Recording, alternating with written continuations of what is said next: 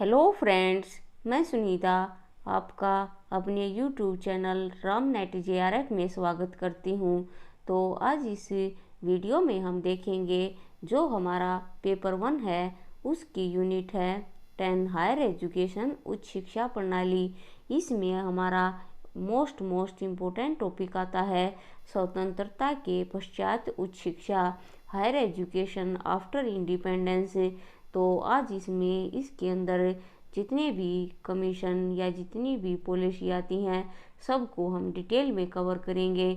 अगर आप ये क्लास कर लेते हो तो इसमें से आपके एक या दो क्वेश्चन आपके बनेंगे तो वो आपके रॉन्ग नहीं होंगे।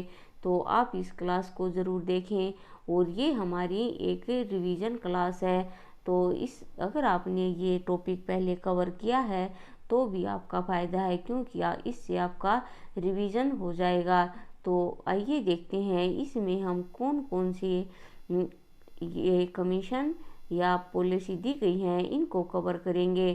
तो राधा कृष्णन आयोग, दूसरा है मुदालियर आयोग, तीसरा है भावनात्मक एकता कमेटी, कोठारी आयोग, राष्ट्रीय शिक्षा नीति, और छठा है गणनाम समिति, और सातवां है सेम पित्रोदा समिति, यशपाल कमेटी, शर्मा कमेटी और अनिल काकोदकर समिति। तो इन्हीं सब को हम कवर करेंगे। ये 10 कमीशन या हम कहे पॉलिसी दी गई हैं, इनसे हमारा क्वेश्चन ज़रूर बनता है। तो आप इस वीडियो को पूरा देखें। अगर आप इसको पूरा देखते हो तो आपके एक या दो जो क्वेश्चन इससे बनेंगे वो आपके 100% सही होंगे।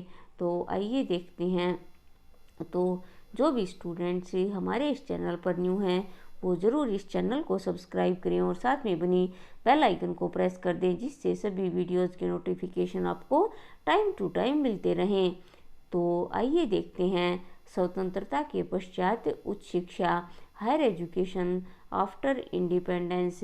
और एक बात मैं ये भी कहूँगी कि जो हमारा पेपर 1 है उसका जो मटेरियल है वो हिंदी मीडियम में तो मिल जाता है, लेकिन जो हमारा जिन स्टूडेंट्स का मीडियम हिंदी है उन स्टूडेंट्स को काफ़ी मटेरियल मिलने में प्रॉब्लम होती है, क्योंकि जो हमारा हिंदी है उसका मटेरियल बहुत कम मिलता है। तो मैंने इसमें बहुत अच्छी तरीके से कवर किया गया है, जिससे जिन भी स्टूडेंट्स का पेपर 1 का मीडियम हिंदी है तो उनको इनसे बहुत ही ज़्यादा लाभ मिलेगा।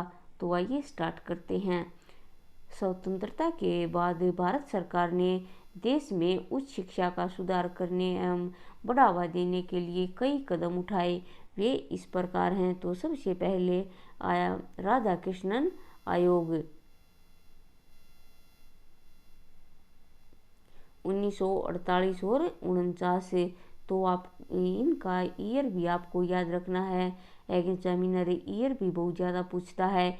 इसे विश्वविद्यालय शिक्षा आयोग कहा जाता है, ये इसका दूसरा नाम है, इसे भी आप ध्यान रखें। डॉक्टर सर्वपल्ली राधाकृष्णन की अध्यक्षता में इस आयोग को स्थापित किया गया। नेक्स्ट पॉइंट है, इस आयोग का उद्देश्य भारतीय विश्वविद्यालयों शिक्षा व्यवस्था की समस्याओं, वर्तमान परिस्थितियों का अध्ययन और उनमें सुधार एवं भविष्य की आवश्यकताओं के अनुसार सुझाव देना था। यानी जो ये कमीशन बना था राधा कृष्णन आयोग, इसमें जो भी हमारे भारत में विश्वविद्यालय बने हुए थे तो उनकी समस्याओं का और जो उनकी वर्तमान टाइम में जो उनकी सिचुएशन थी उनको डिटेल में उनका अध्ययन करके उसमें सुधार और आगे उनके लिए क्या क्या अच्छा हो सकता है ये सब सुझाव देना था। किसका उद्देश्य था, ये राधा कृष्ण आयोग ने ये दिया। नेक्स्ट पॉइंट है, इस आयोग में कहा गया कि 10 की बजाय 12 वर्ष की माध्यमिक शिक्षा का सुझाव दिया गया और कहा कि विश्वविद्यालयों में प्रवेश इंटरमीडिएट 12वीं के बाद हो। तो इसमें बताया गया कि जो स्कूली शिक्षा है वो 10 की बजाय 12 वर्ष की होनी चाहिए। नेक्स्ट पॉइंट है, इन्होंने कहा कि विश्वविद्यालय अनुदान आयोग की स्थापना करके माध्यमिक शिक्षा और उच्च शिक्षा के एकीकरण का सुझाव दिया। नेक्स्ट पॉइंट है, इस आयोग ने अखिल भारतीय शिक्षा आयोग को स्थापित किया गया। अगला पॉइंट है, इन्होंने ये भी कहा कि जो ग्रामीण विश्वविद्यालय की स्थापना की जाए और वैल्यू एजुकेशन की बात की तो जो ये राधाकृष्णन आयोग है इस कमीशन ने बहुत सारी चीज़ों पर ध्यान दिया और ये भी कहा कि जो ग्रामीण है गांव में भी विश्वविद्यालय की स्थापना की जाए और सभी को वैल्यू एजुकेशन प्रदान की जानी चाहिए। नेक्स्ट है हमारा मुदालियर आयोग 1952 और 1953। तो ये आप इसका सन भी याद रखें, 23 सितंबर 1952। इस आयोग को माध्यमिक शिक्षा आयोग भी कहा जाता है, तो इसका भी ये दूसरा नाम है मुदालियर आयोग का माध्यमिक शिक्षा आयोग, ये भी आप ध्यान रखें।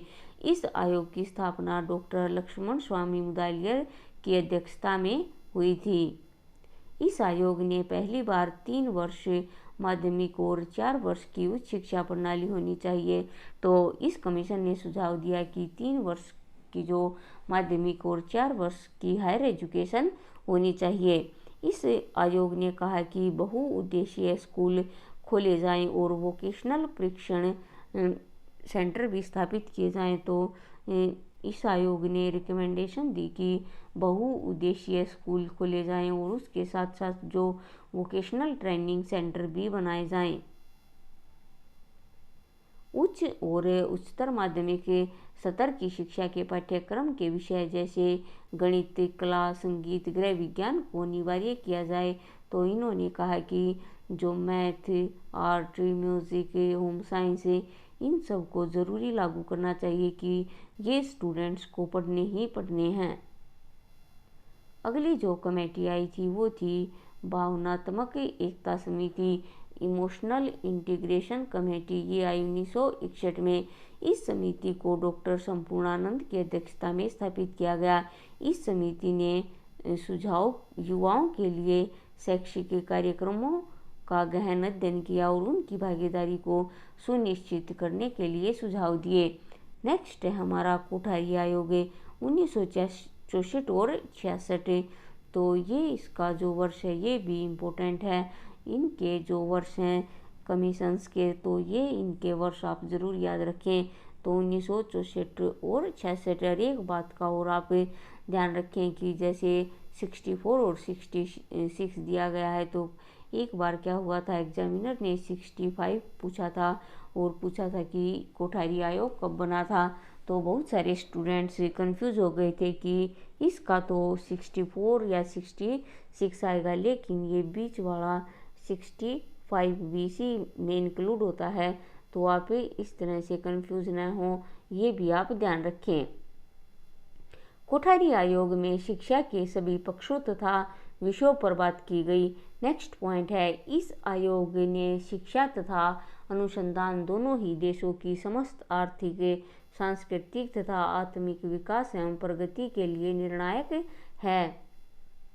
शिक्षा के सभी स्तरों पर सामान्य शिक्षा के अनिवार्य अंग के रूप में समाज सेवा और कार्य अनुभव एवं उत्पादन अनुभव आदि को सम्मिलित किया जाना चाहिए। तो कोठारी आयोग ने कहा कि शिक्षा के जो सभी स्तर हैं उन पर सामान्य शिक्षा को अनिवार्य कर देना चाहिए और नैतिक शिक्षा पर भी इन्होंने बल दिया। जो हमारी माध्यमिक शिक्षा है उसको व्यावसायिक बनाया जाए। विद्यालयों के लिए अध्यापकों के लिए प्रशिक्षण तथा श्रेणी पर विशेष बल दिया जाए। नेक्स्ट पॉइंट है, शिक्षा के पुनर्निर्माण में कृषि और कृषि में अनुसंधान तथा इससे संबंधित विज्ञानों को उच्च प्राथमिकता दी जानी चाहिए। अगला है नेशनल एजुकेशन पॉलिसी 1968। तो आइए देखते हैं। श्रीमती इंदिरा गांधी के नेतृत्व में राष्ट्रीय शिक्षा मंत्री विधेयक लोकसभा में 1968 में पारित किया गया। कोठारी आयोग की जो सिफारिशें थी उनको इसमें शामिल किया गया, जैसे मुफ्त और अनिवार्य शिक्षा, यानी सभी को फ्री में एजुकेशन देनी चाहिए और शिक्षकों को दर्जा देना, विज्ञान शिक्षा, नेक्स्ट पॉइंट है 10+2+3 पैटर्न की सिफारिश की गई और इसे लागू भी किया गया। शिक्षा के सभी पहलुओं पर बात की गई। अगला है जो हमारी समिति आती है गणनाम समिति, ये आई थी 1993 में। तो इसके देखते हैं मेन पॉइंट क्या है। अकादमी के उत्कृष्टता को सुनिश्चित करने के लचीलापन और स्वायत्तता दी जाए। नेक्स्ट है डीम्ड विश्वविद्यालय की बढ़ती संख्या को कंट्रोल किया जाए, यानी जो डीम्ड यूनिवर्सिटी बनी है उनकी जो संख्या, यानी जो डीम्ड यूनिवर्सिटी ज़्यादा बनाई जा रही हैं तो उन पर भी रोक लगानी चाहिए। नेक्स्ट पॉइंट है उच्चतर शिक्षा पर राष्ट्रीय आयोग की स्थापना की जाए। अगला है 7th हमारा सेम पित्रोदा समिति, ये 2005 में आई। इसे 2005 में स्थापित किया गया। इसे राष्ट्रीय ज्ञान आयोग के नाम से भी जाना जाता है। नेशनल नॉलेज कमीशन, या आप ये कहें कि ये एनटीए का फेवरेट क्वेश्चन बन चुका है कि सैम पित्रोदा समिति कब आई और एनकेसी का फुल फॉर्म क्या है। तो ये डायरेक्ट भी पूछता है और असर्शन रीजन में भी ये क्वेश्चन हमारा बनता है। तो आप ये याद रखें कि एनकेसी की फुल फॉर्म क्या है। नेक्स्ट पॉइंट है देश में विदेशी विश्वविद्यालयों की स्थापना की जाए, यानी जो हमारे देश में विदेशी यूनिवर्सिटियों की भी स्थापना की जाए और 2015 तक 1500 विश्वविद्यालयों को स्थापित किया जाए। यानी इन्होंने टारगेट बनाया कि 2015 तक हम भारत में 1500 यूनिवर्सिटियों को स्थापित किया जाए। अगली है यशपाल कमेटी 2009। इस कमेटी ने कहा कि डीम्ड विश्वविद्यालयों को समाप्त किया जाए या उन्हें पूर्ण विश्वविद्यालय बनाया जाए। तो यशपाल कमेटी ने बताया कि जो ये डीम्ड यूनिवर्सिटी बन रही हैं या तो इनको पूरी तरह से समाप्त कर दिया जाए या इसे पूर्ण विश्वविद्यालय बनाया जाए, यानी जो ये डीम्ड है इसे आप ख़त्म करो। इस कमेटी ने set, SAT, set entrance exam करवाए जाएं। इन्होंने ही ये बताया था कि जो सेट है जो अलग अलग स्टेट में करवाया जाता है, एंट्रेंस एग्ज़ाम होने चाहिए और प्रत्येक विश्वविद्यालय में रिसर्च अनुसंधान अनिवार्य करना चाहिए, यानी सभी जो यूनिवर्सिटीज़ हैं उनमें रिसर्च होना चाहिए। नेक्स्ट है हमारा शर्मा समिति। शर्मा समिति ने भारत में विज्ञान एवं प्रौद्योगिकी शिक्षा के विकास पर सुझाव दिए। नेक्स्ट पॉइंट है विश्वविद्यालय अनुदान आयोग द्वारा प्रतिवर्ष विज्ञान में शोध के प्रोत्साहन हेतु 500 करोड़ रुपए खर्च किए जाने चाहिए। तो शर्मा समिति ने ये सुझाव दिया कि जो विश्वविद्यालय अनुदान आयोग है उनको प्रतिवर्ष साइंस में रिसर्च के लिए 500 करोड़ रुपए उन पर खर्च किए जाने चाहिए।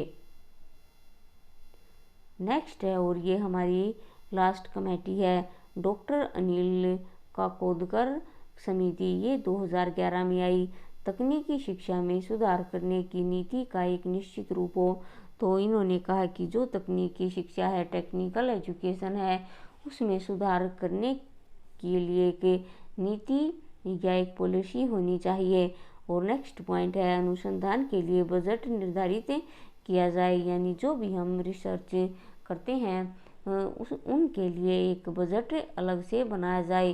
तो फ्रेंड्स, आज हमने इसमें जो स्वतंत्रता के बाद जो भी कमीशन या कमेटी या पॉलिसी जो भी बनी है, हमने उन सबको कवर किया है और उसके जो मेन पॉइंट है वो हमने देखे हैं। तो आज हमने इसमें इनको कवर किया है। नेक्स्ट वीडियो में हम और इम्पोर्टेंट टॉपिक को कवर करेंगे। तो आज के लिए इस वीडियो में इतना ही। आप सभी स्टूडेंट से एक रिक्वेस्ट है, आप सभी वीडियो वॉच करते हो लेकिन अपनी फीडबैक ज़रूर नहीं देते, तो आप अपनी फीडबैक ज़रूर दिया करें, जिससे मुझे भी ये पता चलेगा कि जो वीडियोस मैं बना रही हूँ वो आपके लिए हेल्पफुल है या नहीं। तो एक बार आप कमेंट ज़रूर करके बताएं कि आपको वीडियो कैसी लगी और आप अन्य किस टॉपिक पर वीडियो चाहते हो। तो फ्रेंड्स, आज के लिए इस वीडियो में इतना ही।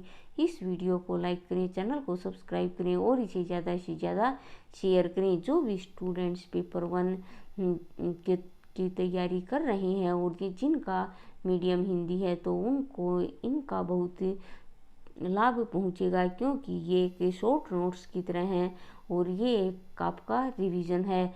और इसके साथ साथ मैंने बहुत सारे क्लास ली हैं, जिसमें मैंने MCQs, PYQs सभी यूनिट्स के करवा दिए हैं। अगर आपने वो नहीं लगाए हैं तो आप उन्हें भी ज़रूर लगाएं, जिससे आपको ये पता चलता है कि आपकी तैयारी कितनी है।